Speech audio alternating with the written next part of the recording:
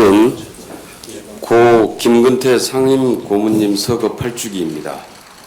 추모 묵념 후에 최고위원회의를 속기하겠습니다. 더불어민주당은 모진 탄압에도 민주주의를 위해 굴하지 않는 용기와 인간의 존엄을 가장 소중하게 여긴 김근태 정신을 계승해 나갈 것입니다. 일단 일어서 주시고요. 일동 묵념.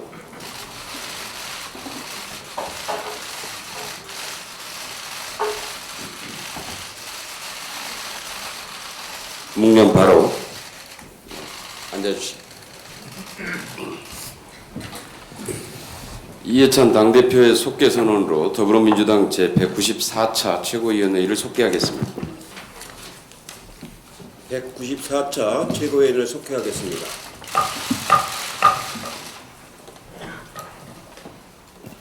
이해찬 당대표의 발언이 있겠습니다. 오늘은 최고회의가 2019년의 마지막 최고회의가 되겠습니다. 이제 2019년이 가고 2020년 경자년 새해가 열리게 되었습니다. 그동안에 최고위원님과 당직자, 언론인 여러분 모두 수고 많이 하셨습니다.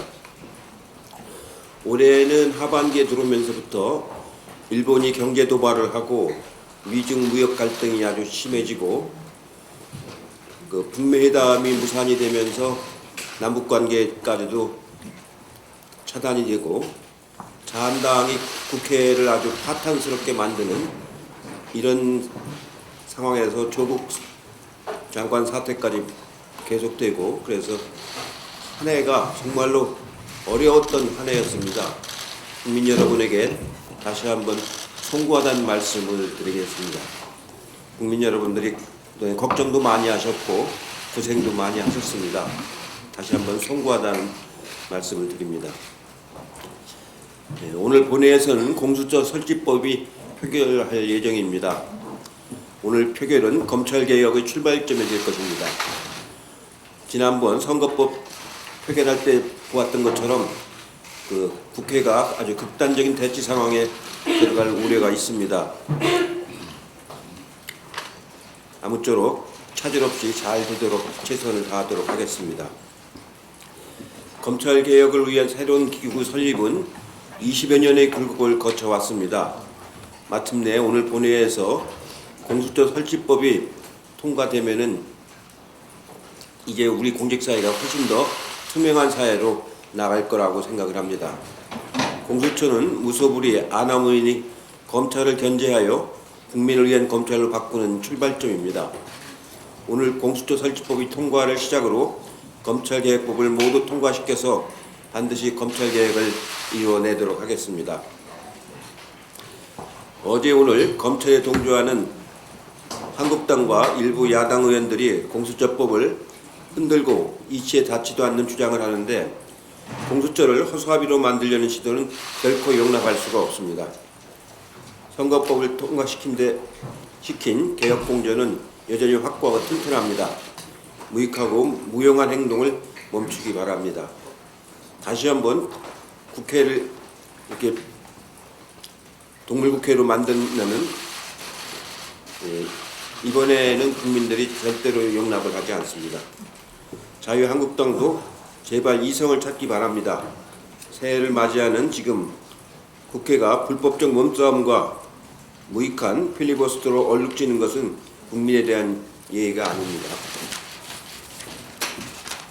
오늘 추미애 법무장관 후보자에 대한 인사청문회가 열립니다.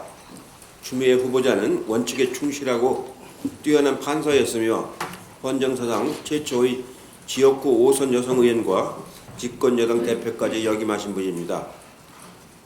추미애 후보의 인품과 경륜, 역량으로 볼 때 청문회 통과는 무난할 것으로 생각을 합니다. 현재까지 흠을 잡는 보도조차 거의 없는 분에게 또다시 무분별한 인신공격과 정치공세를 반복해서 청문회를 파탄에 이르게 하는 구태에서 벗어나기를 바랍니다.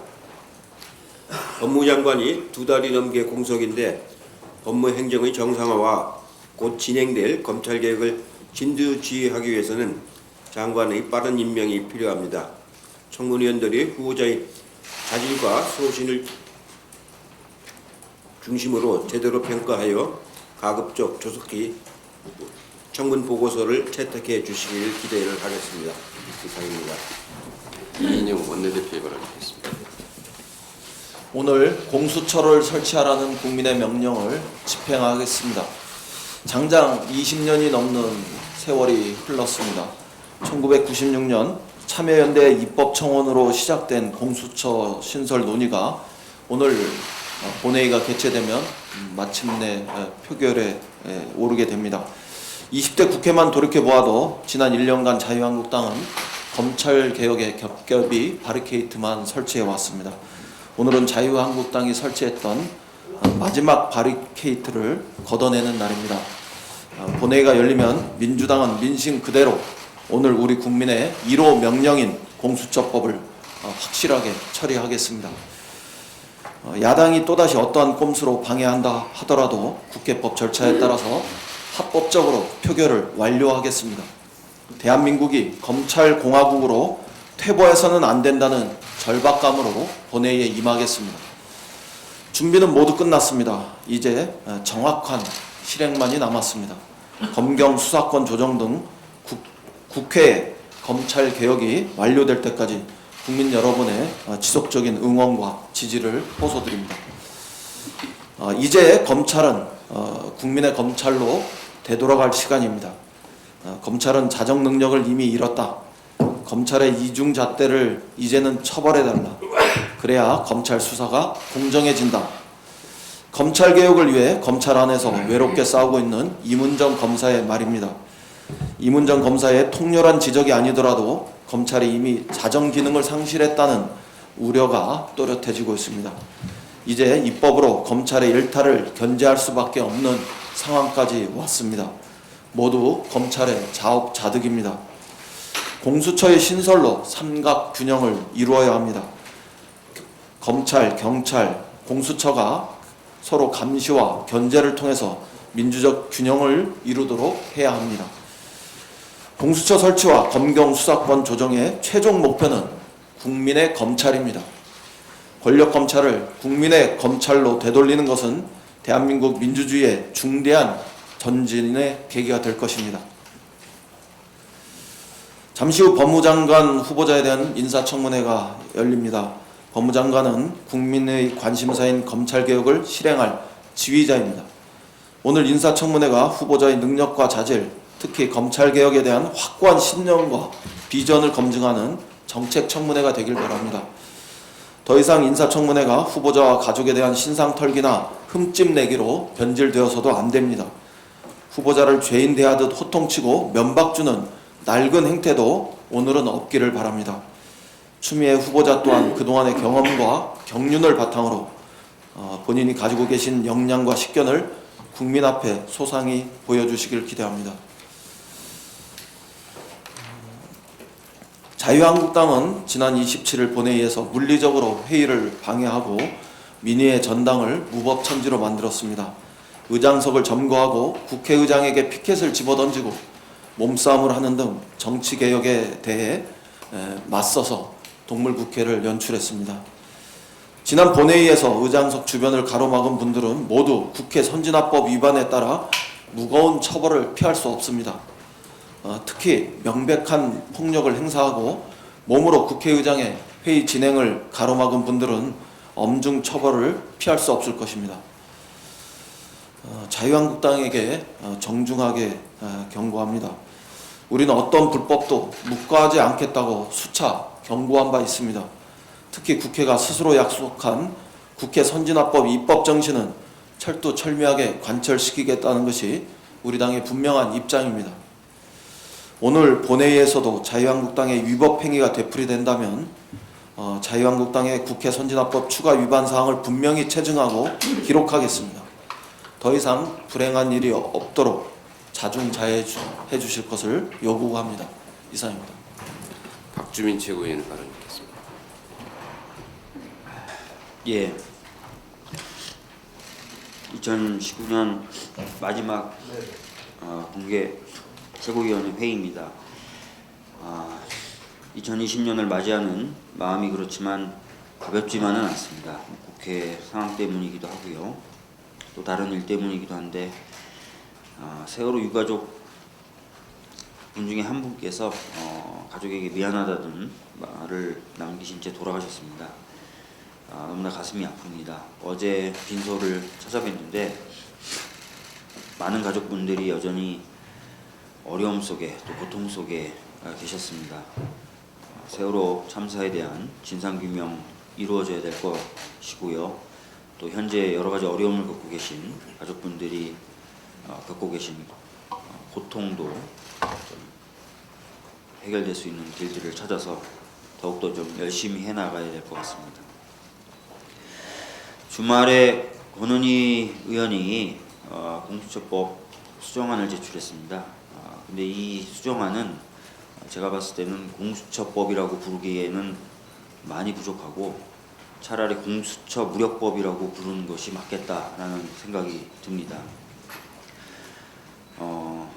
정치에 좀 더 종속되면서 실제 권한은 검찰에게 주는, 그래서 실질적인 기능은 거의 할 수 없는 그런 기형적 기관으로 공수처를 만들 수 있는 법안이라고 보여지는데요. 제가 이렇게 주장하는 이유는 좀 여러 가지가 있습니다. 우선 기관의 독립성을 저해할 수밖에 없는 조항들이 다수 포함되어 있습니다. 처장추천위원회 등의 정치권 추천 몫이 늘어나면서 사실상 처장 등 인사가 정쟁의 소용돌이 속에 빠져들 수밖에 없는 내용들을 많이 갖고 있습니다. 또 권한도 많이 약화됐는데요. 수사 대상 범죄가 대폭 축소되고요. 기소의 경우에는 가지지 못하는 것으로 바뀌었습니다. 따라서 검찰을 견제한다든지 효과적으로 고위공직자의 범죄를 수사할 수 있어야 되는 공수처의 기능을 많이 훼손한 것으로 보여집니다. 또 기존에 문제 제기되어 왔던 통보 조항 관련돼서도 사실상 그 내용과 동일한 내용을 포함하고 있어서 비판에 걸맞지 않는 그런 내용이라고 생각됩니다. 즉 공무원이 부패 범죄를 알게 된 때는 수사처리를 즉시 고발하도록 하는 조항을 두고 있는데 과연 이것이 지금 비판하고 있는 통보 조항하고 무엇이 다른가 의문입니다. 전체적으로 봤을 때 아까 말씀드렸던 것처럼 공수처를 무력화시키면서도 정치적 소용돌이에 오히려 빠져들게 만드는 아니기 때문에 공수처 법으로서의 기능을 못할 것이라고 생각됩니다. 아마 이런 부분들을 잘 유념하셔서 많은 의원님들이 현명한 판단을 하실 것이라고 생각됩니다. 이상입니다. 박광원 최고위원. 네, 공수처법이 오늘 저녁 국회에서 원안대로 통과될 것으로 믿습니다. 공수처법이 독소 조항을 갖고 있다고 얘기를 하는데 사실은 독소 제거 조항입니다. 공수처가 아무 때나 사건 이첩을 요구하면 이첩하도록 되어 있는 조항을 보완 개선하는 것입니다. 큰 틀에서 공수처법은 현행 검찰 제도와 형사소송제도의 독소 조항을 제거해서 민주적 가치를 보호하기 위한 그런 법안이라는 점을 말씀드리겠습니다. 예를 들면 선택적 수사, 독점적 기소, 편의적 기소의 폐해를 최소화하기 위한 장치들입니다. 선택적 정의는 정의가 될 수 없습니다. 그리고 무소불위의 권한을 공수처에 몰아준다는 주장 또한 전혀 타당하지 않습니다. 무소불위의 검찰 권한을 분산 조정하는 것입니다. 공수처가 갖는 기소권은 검찰, 법원, 경찰의 범죄에 국한됩니다. 대통령과 장관과 국회의원에 관한 범죄 기소권은 여전히 검찰이 갖게 됩니다. 공수처 설치는 대한민국 민주주의를 완성해 가는 과정에서 매우 중요한 국민의 명령을 이행하는 것입니다. 국민이 위임한 권한이 선택적으로 불평등하게, 불공정하게 사용되는 것을 견제하는 장치입니다. 그리고 모든 공직자도 국민과 똑같이 법 적용 대상이 되어야 된다는 헌법 정신의 가치를 구현하기 위한 제도적 보완이라고 할 수 있습니다. 23년 만에 국회 본회의까지 국민들께서 이끌어 주셨습니다. 국민들께 경의를 표합니다. 그리고 공수처 설치에 관한 여론을 보면은 TK와 PK 지역을 떠나서 또 20대부터 60대 모든 연령층, 남녀, 중도와 진보, 무당층 가릴 것 없이 모든 국민들이 공수처를 설치하라고 요구하고 있습니다. 둘째는 공수처 설치는 여야가 함께 법안을 최초로 만들어냈습니다. 1996년 자유한국당 전신인 신한국당 국회의원 54명, 국민의힘 67명, 자민련 17명, 무소속 2명 등 여야 의원들이 골고루 참여해서 최초로 법안을 발의했습니다. 셋째로 정치적 민주화를 넘어서서 권력기관의 민주화를 국민들이 명령하고 있습니다. 국민들은 정치적으로는 이미 대통령을 탄핵까지 한 매우 선진화된 정치의식을 갖고 있습니다. 그러나 권력기관들은 아직도 과거의 틀에 머물러 있다는 것이 국민들의 생각입니다. 오늘 밤 모든 국민들의 눈이 국회 본회의장으로 향할 것입니다. 역사 앞에 당당하게 공수처 법안을 통과시키는 것이 국회의 책무라고 생각합니다. 내년 총선에 대한 여론을 봤더니 자유한국당을 심판하는 선거라는 응답이 60%에 이릅니다. 자유한국당의 페이퍼 컴퍼니인 비례한국당을 만드는 것에 대해서도 62%가 반대하고 있습니다. TK와 PK는 말할 것도 없고 전국적으로 또 60살 이상 고연령층에서도 압도적으로 반대가 높습니다. 자유한국당이 비례한국당을 추진하는 것 자체가 국민들의 뜻을 거역하고 역사를 거스르는 것입니다. 또 하나 꼭 말씀드리고 싶은 것은 선거법 처리를 날치기라고 얘기하는데요. 이건 날치기가 아니라 합의 처리가 되지 않은 것일 뿐입니다. 합의 처리가 되지 않으면 표결 처리하는 것이 국회법의 정신이고 헌법 정신이고 민주주의의 기본 원리입니다. 그리고 역사적으로 1972년 소선거구제에서 중선거구제로 바꿀 때, 다시 소선거구제로 바꿀 때 1988년 이때 자유한국당의 전신 정당들이 정말로 이때는 날치기를 했습니다. 야당을 손발을 꼭꼭 묶어놓고 했습니다. 더 이상 법 절차에 따라서 매우 민주적으로 처리된 과정을 날치기라고 호도하지 말기 바랍니다. 이상 서른 최고위원의 발언이겠습니다. 검찰과 자유한국당의 검찰개혁 저지연합은 이제 해체되어야 할 시간입니다. 오늘 본회의에서 4+1이 합의한 공수처법을 통과시켜 검찰개혁의 역사적 첫발을 디뎌야 할 것입니다. 지금도 반복되고 있는 정치검찰의 편파 수사와 권한 남용이 공수처를 낳게 했다는 점을 분명하게 말씀드립니다. 예컨대 검찰은 자유한국당 의원들이 저지른 폭력 사태를 온 국민이 TV로 지켜본 패스트트랙 수사를 8개월째 뭉개고 있고 8건이나 고발된 나경원 원내대표의 입시 비리 의혹 사건 등에 대해서는 군뱅이 수사를 하고 있습니다. 반면 김기현 전 울산시장 척금 비리 사건에는 청와대 하명수사라는 프레임을 씌워서 짜맞추기 수사를 하고 있습니다. 수사권과 기소권을 독점하고 부실수사, 편파수사, 표적수사를 거듭하고 있는 검찰은 공수처를 반대할 자격도 권리도 없다는 점을 분명하게 말씀드립니다. 또한 검경의 입장이 충돌하고 있는 울산 사건에 대해서는 특검을 통해 진실을 규명해야 할 것입니다. 사법정의를 바로 세워야 할 검찰이 사법정의를 농락해 국민의 신뢰를 잃는 것은 국가적으로도 불행한 일입니다.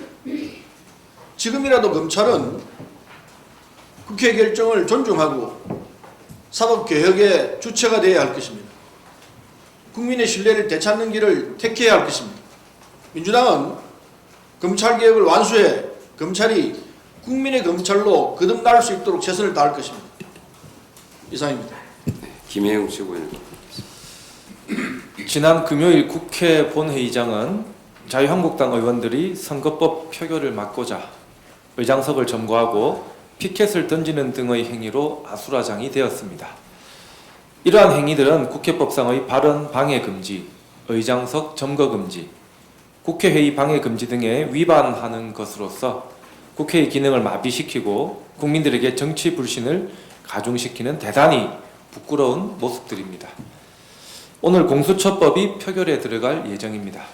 더 이상 국회가 동물국회라는 오명을 듣지 않도록 국회 구성원 모두가 철저히 국회법을 준수하고 국회의원 한 사람 한 사람이 국민의 대표답게 행동해야 할 것입니다. 이상입니다. 이준석 의원의 발언이었습니다.